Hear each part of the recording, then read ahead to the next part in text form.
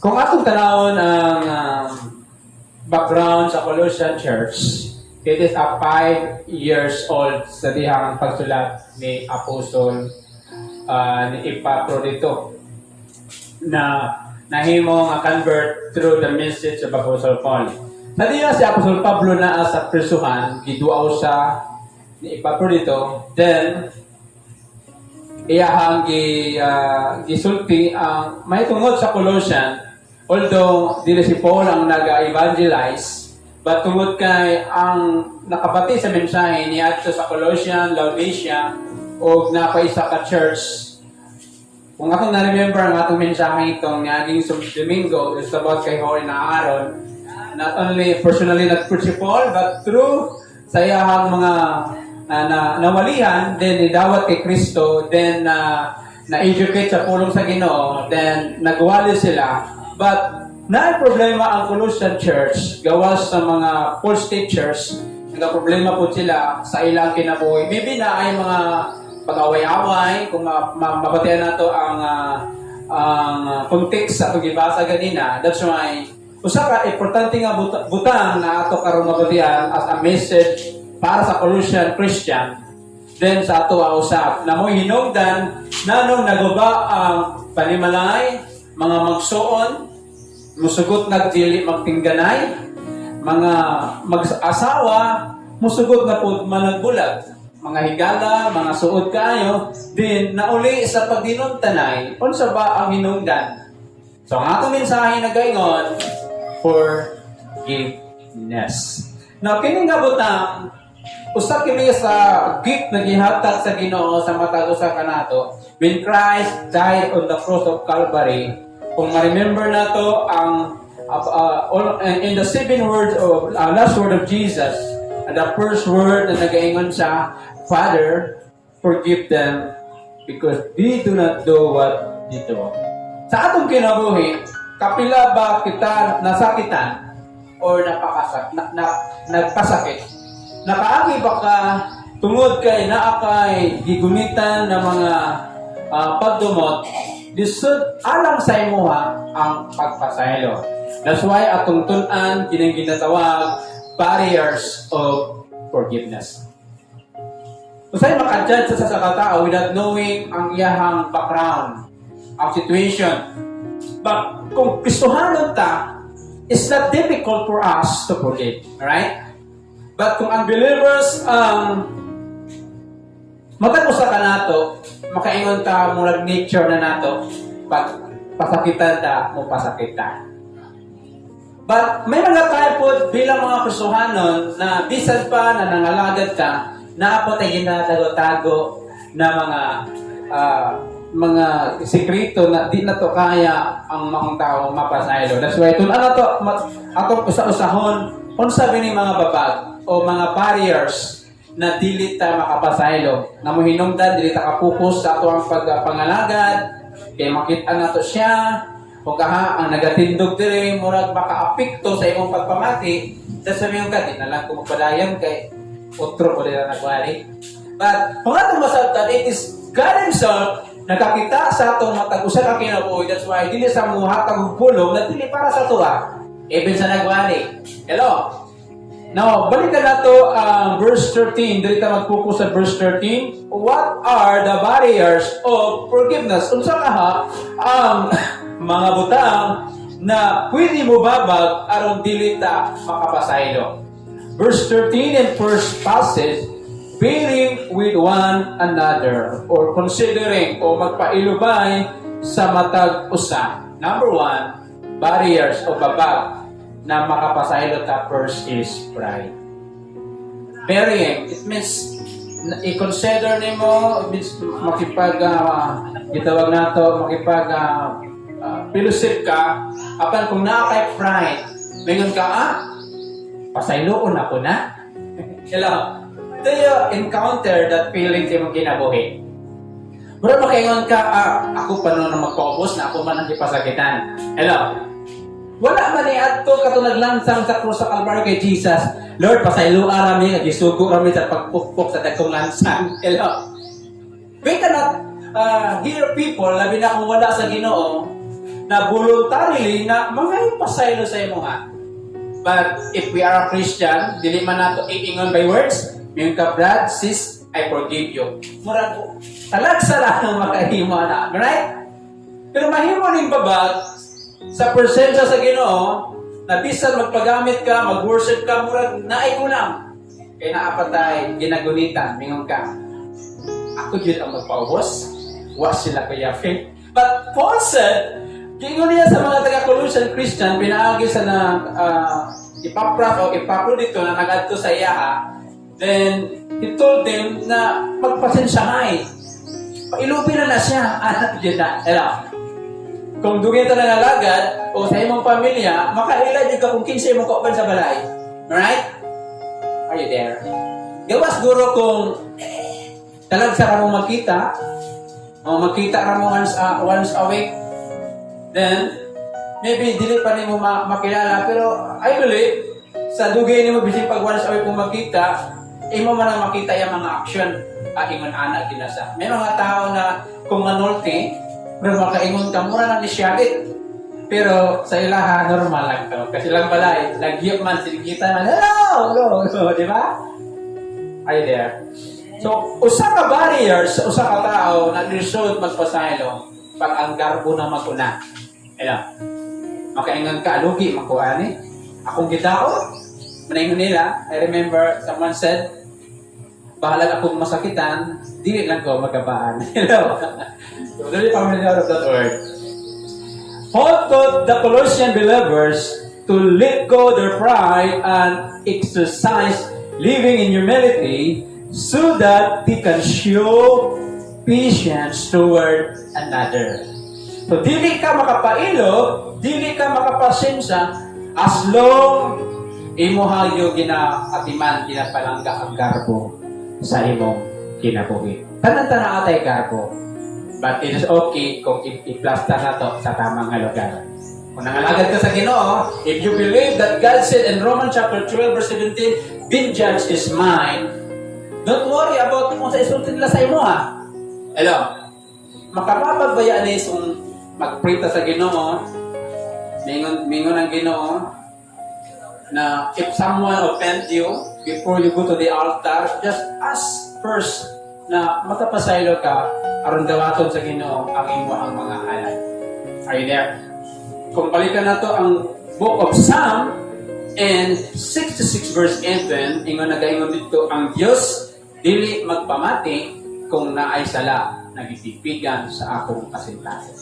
Ang pride sala o dili. Mao di sa ang unang nga sala na misulod sa kalibutan through Lucifer, ang pride.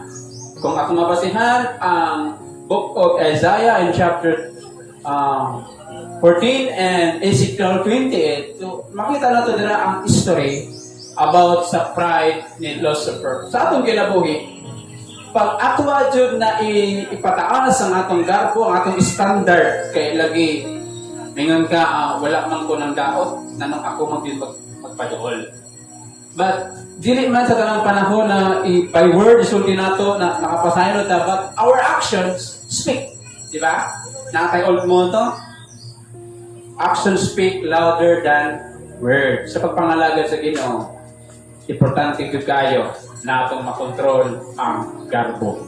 Dili kita makapailot, dili kita makapasensya as long atong ingon na dili ko pwede ingon anion, although na ay balaod ato ang nasod kini gitawag na slander. But ang pinakanindot, if we are Christian, let God na mao ang magaliho para sa tuwa. Nindot mga lagad na wala tayong mga pagdumot. So I remember, as I experienced as a broken family, when I age of 5 years old, ibayaan ko sa akong ginigana, nagdako ko na nagadumot ko. Nakupangtay na sila. Matiguang gaya na. And sa akong walk, diya sa ako ang pagpangalaga sa Ginoo, I understand na as long dili nimo i-let go imong pride, lisod kayo ang pagdawat kung kinsa man sila. Kaya ang nag-away mi sa akong amahan when I was gikan ko sa Cotabato City. So naasay words sa din ako madawat, ikaulaw niya ko, palayason niya ko, but wala man ko nahimong mali. The only things kaya ako diferensya sa lawas. Di lang ako hearing, di lang akong pananaw, medyo something na blurred. Ingon niya, hawa dire kay maulaw ta. At that time, mga 1 year yun me, walay tingganay. Hello. Isa ka tuig, tungod kay para sa kuha, nagkuhan akong garbo, ingon ako, asa ka, nakikinahanglan ta ka. Wala ko na ingon ani kung nakakapaunta. Then I hold to my pride. Yan ako, mura na imong buhaton after 19 years akong kinabuhi, karon ta nagkita palayasan pa nimo. But ang resulta nag-suffer ko kay wala ko na ana sa panginabuhi sa bukid. That's why for 1 year, nagkaon og saging, nagkaon og mais, nagkaon og palaman, balanghoy, nagikan ko sa Cotabato City. I suffered because of pride. But in the moment I asked, Lord, murag dili tama ni. At that time, nag-Sunday school na ako, mga ison. Someone said to me, ato si mong balay, mong papa, oh, paano ko? I hold to my pride. But God make a way. Then, sa kalawan na nato ka sityo, na ay nitawag sa akong likod niya, dong, murag, kinsa man eh. Pagtanaw sa likod akong amahan di ay. Then, ingon ako, pag dilit yun muli yung ang ginawa, magpadayo ko sa akong garbo. I remember na pasmo dyan ko ato, naniwang yung instructor naman, wala pa ko experience kung ano sa panginabuhi sa bukid. But because of my pride, I suffered the consequences. Kapag kinabuhi, yung anak ko. Pride is the mother of all sin. Asa na kung sugod ang sara? Una is sa garbo. It is start in the heart of Lucifer. Pride has power to hindrance to release forgiveness. Jesus, ang magpasaylo as long atong gunitan ang atong garbo. Maunisa ang gitawag na barriers. Intimacy in God can break the power of pride by confessing honesty to God. Kung wala ang tabang sa Ginoo na ato ang makontrol, mabutang sa lugar ang atong garbo, dili kita makapasaylo. Sabi na kung dili nimo matungkad ang pain na gihatag sa imo ha. Ngayon man ka dapat siya mo doon. Dapat siya gid ang mo approach. But it never happened. Musamot noon sa nang dili gid sa mo pansin sa imo, musamot ka pain. Then when you pray to God, murag na ga-block, murag makapil ka of doubt, God answer my prayer. But kung wala tay pride, mutuod din ta according to the Bible na call me and I will answer you. Di ba? Second things and the same chapter and verse 13 and second passage. If anyone has a complaint against one another, the second barrier of forgiveness is bitterness. Bitterness. It meant resentment and nakakagitawag na kalagot. So, kaya, no? Makapasaylo ka kung naglagot ka sa iya. But, kung imo ay yun na ginatahod ang pulong sa Ginoo, imo dun gihigugma ang Ginoo, even na very difficult na i-let go nimo imong kalagot, dito ka makapasaylo. Ela. If anyone has complained, no, bisan pag matiguang na ta, bisan pag nagsungkod na ka, bisan pag nagkamang na ka, as long dili nimo kalimtan ang pain, as long dili nimo i-let go ang mga pagdumot imong kinabuhi, bisan pag nagkaapo na, o bisan pag naana ka sa kamatayon na himatyon ka na, as long we cannot release the bitterness and resentment sa itong kinabuhi, we cannot able to forgive someone. Ela, but Jesus, the dying at the cross, Father, forgive them. Sakit ba ya na ilansan ka na wala kay sala? Amen? Ay matanang-tana kaagi na tungod sa mga dilimay na pagtagad, pag-treat sa tuwa, musugutan sa dili, naabay yung mga bitterness sa kasing-kasing. Murag pilit ang malipay pag makita na to siya, labi ng mga lagad, kaupan sa simbahan. Sanahan ako niyo. Labi na ako, mutindog sa tubagan, magwarawara sa kamot, magsingit ng haleluya, mangyamit sa tumbang ko. I see many people na ingon na ang situation. That's why dilit mo grow silang spiritual. dili mo join ng balaang espiritu na naghatag og fruit sa goodness and kindness sa tao na malinamtanon. Then, ang atong prayer, mablakan dito sa langit. The Colossian Church, I said kanina, 5 years pa sila nga believers. Then, but that's why Paul wrote unto them, and being influenced by the cult teachers. So, dahil mga cult teachers sa panahon sa mga Colossian Church. Then, that is permissible to continue in sin. Ang problema pa yun sa ilang panahon, kining mga false teacher o mga kulto na mga teacher, nagatudlo na okay lang. So, may nabatian ko rin ng mga grupo na luwas na bitaw ka, still continue to sin. That's why, kung gidumtan ka, pagdunod po. Hello? But Jesus said, kung gilabay ka ba to, labaya o, tinapay, kung problema kung wala ay palaman, ibalik na sa imo. Manang na, pag isampal ka sa aping, ihatag po ang pikas aping. It is difficult to do without the grace and the anointing of the Holy Spirit. In order to forgive, we must to release bitterness, resentment. Kung sa mga sakit na igsoon, ako, even ako, kaagi dyan ko na, nag-resent ko, nag-bitter ko sa akong ginikanan. Then I blame them sa ako ang mga sitwasyon, na ingunahan akong situation tungod kay irresponsible sila ng mga ginikanan. But, salamat sa Ginoo, na-release na ako ang gitawag na bitterness. Bisan pa sa mga kauban na to, mga pagdaot, whatever they have. Only the grace of God makatapang sa tuwa to release the bitterness, then our prayer no more ineffective. Amen? Epaphras, the founder of this church, is facing a great problem in this church because of many people's teaching creeping inside of the church. Maning problema ni Epaphras. Tungod kay mga full teacher na nagtudlo na yung na pagpapakasala, adlas luwas bitaw ka. Ang gitawag na false eternal security. Ang basahan na ito ang Romans chapter 5, last verse down to Romans chapter 6, pingon nila, tinuod ta na luwas, makita sa itong kinabuhi ang mga bunga. Amen? Anger, wrath, guilt are the product of bitterness. It holds man wills to forgive.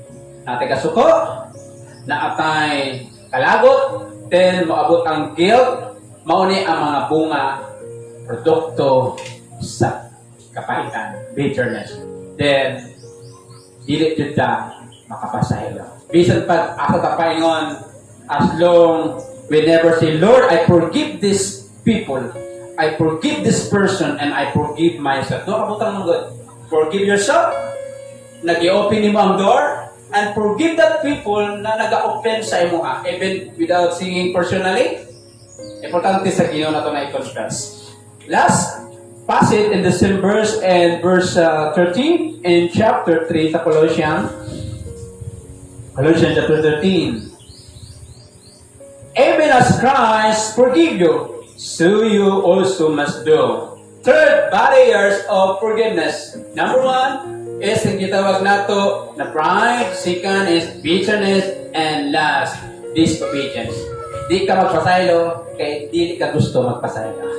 Hello. Bisan pagkapila ka makabati, mga teacher, mga Bible teacher, pastor, pero imo dili gunita na he is not worthy to forgive.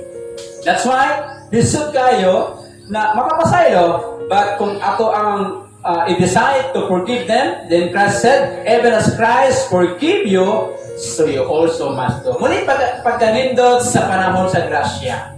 Sa panahon sa kasuguan, if you not forgive the person, God will never forgive you. But sa time sa grace, forgive person because Christ forgive you. Asa na ito paminawon?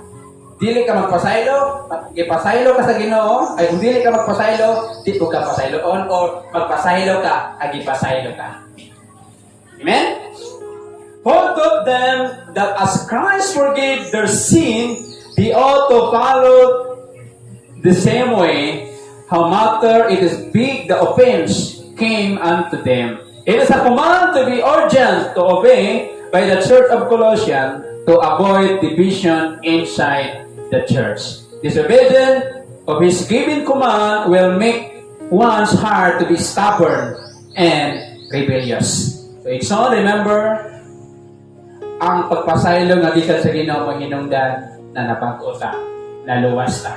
Ang grasya na gihatag sa tuwa to follow the example. But, pero kung naatay garbo, naatay mga gitawag na bitterness o kanang piliun na to na dili magpasaylo, we are naata sa presuhan na ato ang gibuhat rason. Yan ako sa pagtindog ang tanan. And I hope this short but sharp message can encourage us na magapasaylo. No matter sakit man ang imuhang nagian sa mga tao, mga ginikanan, kasi karon naapakay mga ginuntan. Tumot kasi mo yung soon, yung mga anak, yung umagad, ang anak, ang umagad, yung ugangan, yung kingana, o kasi kung ako ang inyong ginuntan, it's time to release forgiveness. Samtang nagatindog ng mga igsoon, makikistorya ta sa Ginoo. Ako hangyoon ng Ginoo, Lord, let's open my spiritual eyes. Kasi napakoy tao na idultan apan tungod sa ako ang garbong standard sa akong kinabuhi o tungod sa kadako sa ilang sala murag lisod ang pagpasaylo. Hangin na to ang Ginoo na maabrihan ng atong spiritual life. Mao ni ang babag sa akong panalangin, mao ni dili mohatag kanato kadasi tungod kay naapatay mga tao na ginadumtan. And we ask God na iyang hinluan o tagaan tagbakong kasing-kasing pagbaong muna aron nindot kayo ang pag-pray, nindot po ang mga lagad kung wala tayo ginadumtan, kung wala tayo ginakalagutan.